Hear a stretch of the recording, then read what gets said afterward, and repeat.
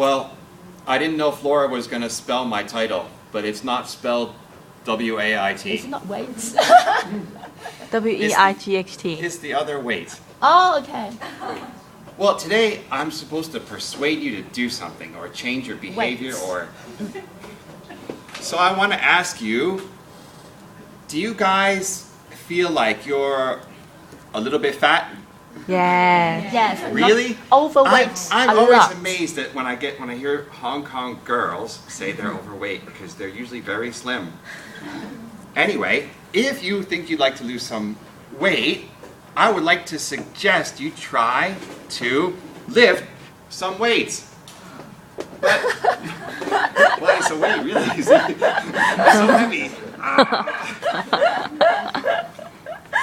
The reason is because lifting weights can be quite beneficial if you want to lose more fat, especially if you have lots of that kind of spongy fat on your ass, like I got sometimes too. Well, this will help you to lose weight. But I can hear all the females, especially in this room right now, they're all protesting. They're all saying, if I lift weights and do bodybuilding, I will look like Arnold Schwarzenegger. And they don't want that. Well, that's understandable. However, I can tell you I've been trying to look like Arnold Schwarzenegger for years. And there's no hope for me. So for the average person, it's not going to happen that easily either.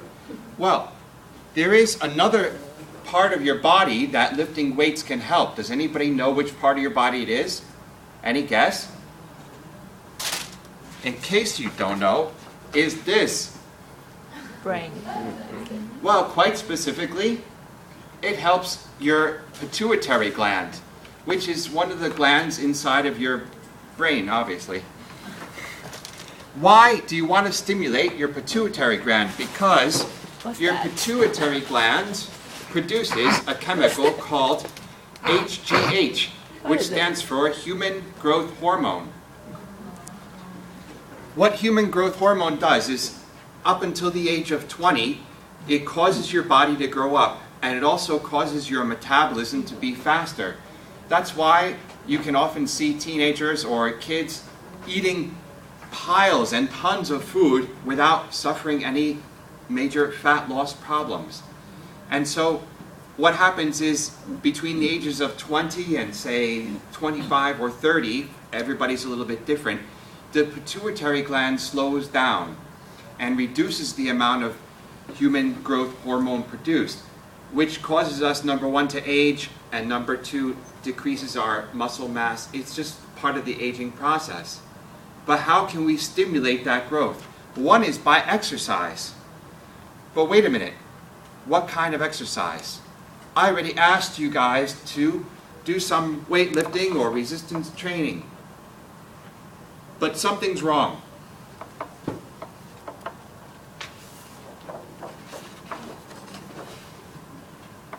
You can see on the right here, this guy, he's my friend, his name is Mr. Dump. He's lifting weights. For about an hour of weightlifting, Mr. Dump will burn approximately 210 calories. Oh. Yes, Too it's a big. problem. But over here, Miss Dump is riding the treadmill. Well, she's running on the treadmill. And in 1 hour, she may burn, depending on how fast she's going. For this rate, she had to run about 8 miles per hour for the full hour. That's pretty fast. And then she could burn 986 calories. So obviously, which one would be better for fat loss? Treadmill. Maybe. Maybe. But something else is wrong. 2 hours after working out, something has happened to Miss Dump. You can see she's on the sofa falling asleep. She can't stay awake. However, Mr. Dump is over here, and he's very busy at work. Well, I don't know how to make him look busy, but he's quite busy. And he's full of energy, and he's active.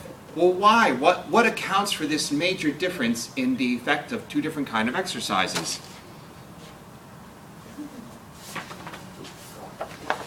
The difference is that Mr. Dump when he was exercising, he was causing his muscles to break down their tissue. And in order to rebuild themselves, they need to burn calories. So that makes muscle tissue dynamic. It means that after you've worked out, your body is burning calories much more quickly, or more constantly, I should say, than if you had done nothing, or if you had done aerobic exercise, which generally doesn't have any long-term effect. So it actually causes you to store more fat, because during aerobic exercise, your body burns the first available fuel, which is sugar. And when you finish exercise, you may have noticed you feel hungry, and your body is immediately concerned with rejuvenating those fat stores. So, what is the solution? Well, weight training and resistance training may not be something you want to do. However, it does have one major benefit, and that is that if you know a little bit about weightlifting, there is a progression where you will do a certain number of repetitions, stop, and then rest. And that rest period is when your pituitary gland will be the most stimulated to produce HGH. And in weightlifting, there are more frequent rest periods and intensity periods. And those intensity and rest periods are what make the best difference. If you would like to do cardio, which many people do, and I also do it, by the way, sometimes. This is the best method to do it. And, well, I don't know if you can see that, but over a course of 30 minutes, if you increase your intensity level 4 or 5 times gradually to a very high, intense 1 minute to 1 minute and 30-second period where you're burning a lot, where you can feel that burn in your muscles and you have to push, that will be your best solution to creating that long-term dynamic effect of muscles burning calories when you're doing nothing, or when you're just doing your regular daily activities. So, ladies and gentlemen, I'd like to encourage you, no matter what you do, the most important thing, know yourself, know how your body reacts to exercise, adjust your exercises as necessary, learn your body, because not everybody can do the same things. Well, I'm not thinking something else for it. And most importantly of all, if you want to change anything, you have to move. And finally, I would like to thank you all for listening, and please thank Mr. and Mrs. Duff for being my volunteers. Thank you very much.